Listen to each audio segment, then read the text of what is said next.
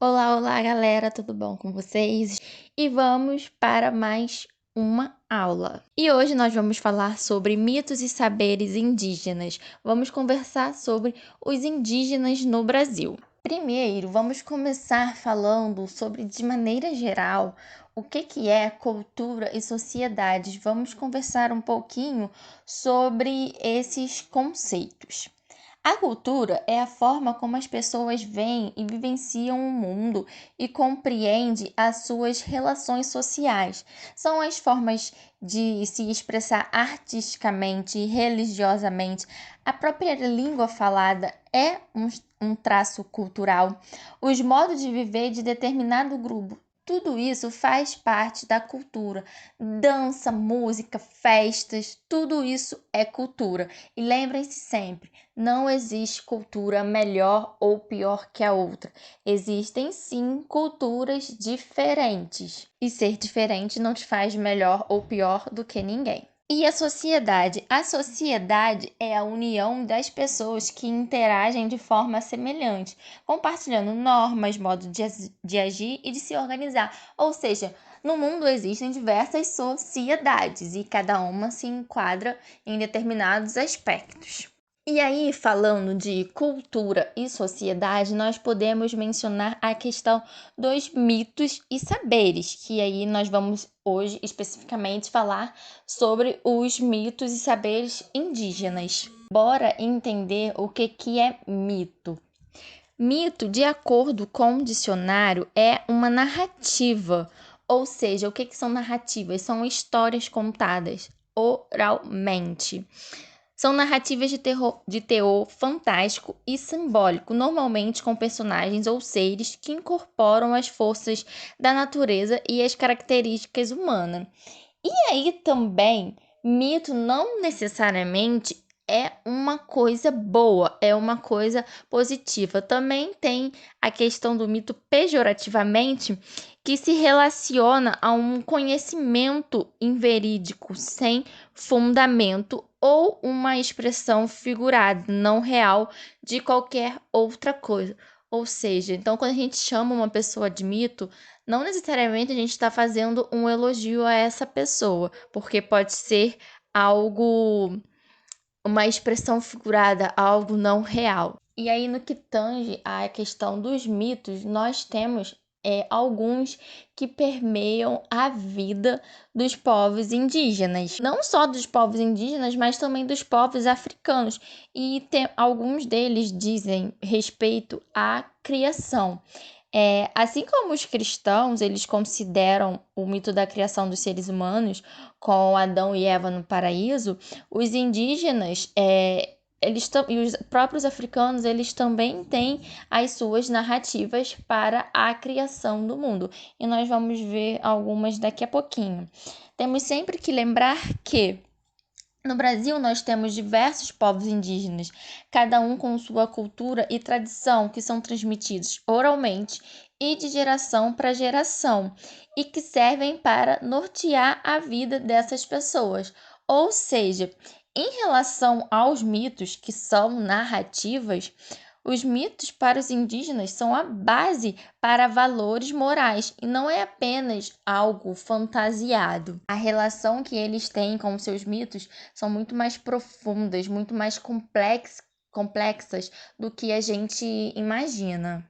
Nós temos em relação à questão dos mitos e os indígenas, temos alguns mitos e eu vou trazer aqui para vocês dois.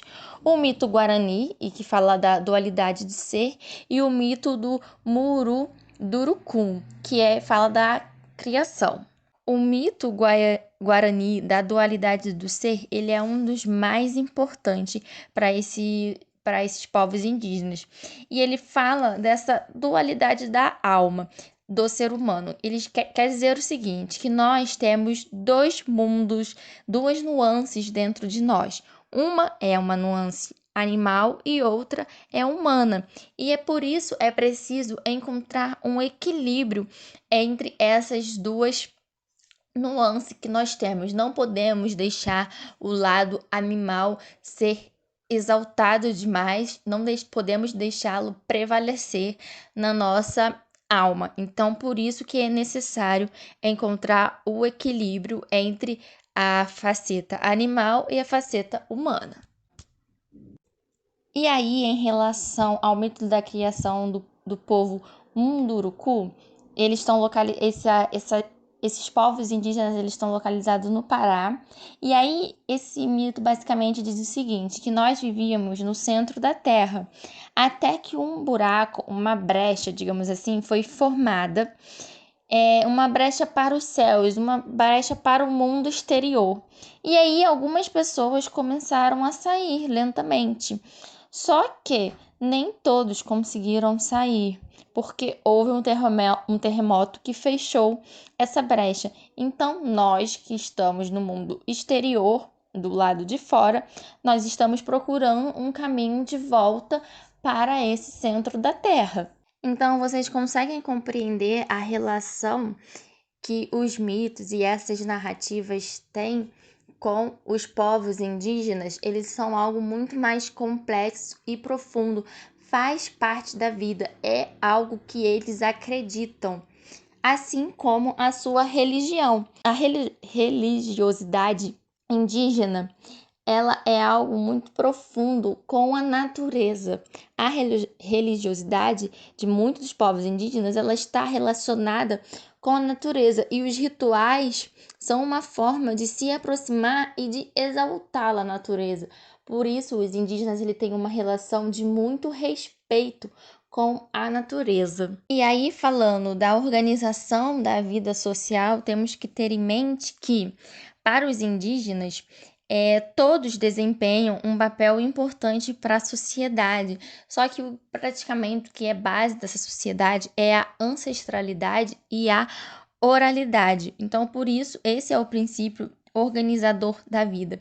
É a transmissão do conhecimento a partir da fala e das práticas do dia a dia. E aí, por isso, os mais velhos, eles são extremamente respeitados e valorizados, também por conta da sua experiência, né? E também por conta da ancestralidade, que é algo muito sagrado. Ancestralidade, de maneira geral, é a relação com os nossos antepassados. Por isso que para os indígenas há a educação para o corpo e para a alma.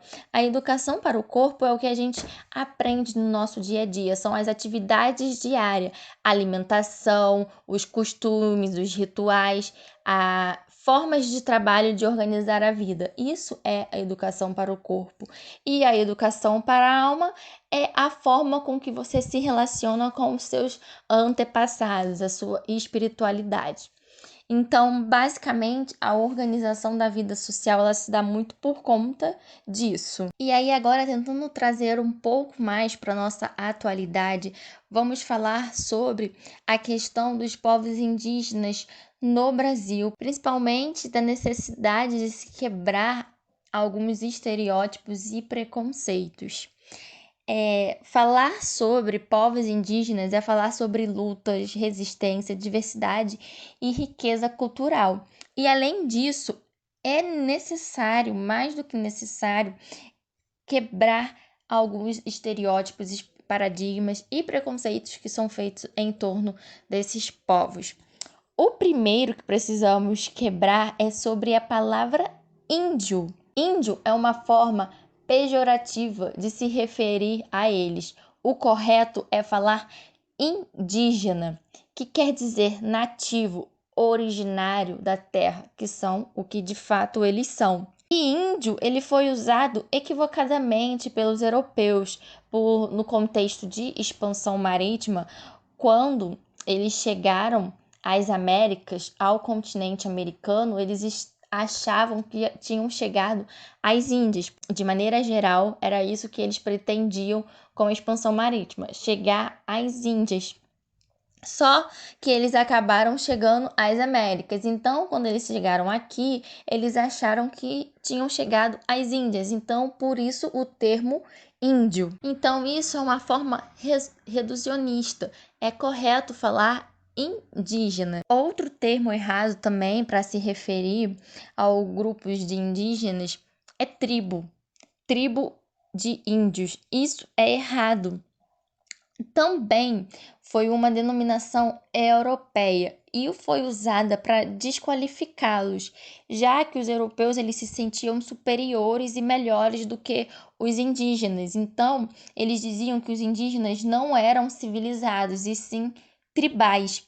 E é por isso que não devemos usar esse termo tribo, e sim usar povos indígenas, porque temos que ter em mente o seguinte: assim como a cultura que eu mencionei logo no começo, que não existe cultura melhor ou pior que a outra, os nossos costumes também, eles são diferentes, e isso não quer dizer que uma pessoa, que uma sociedade, que um grupo, que um povo é melhor ou pior que o outro.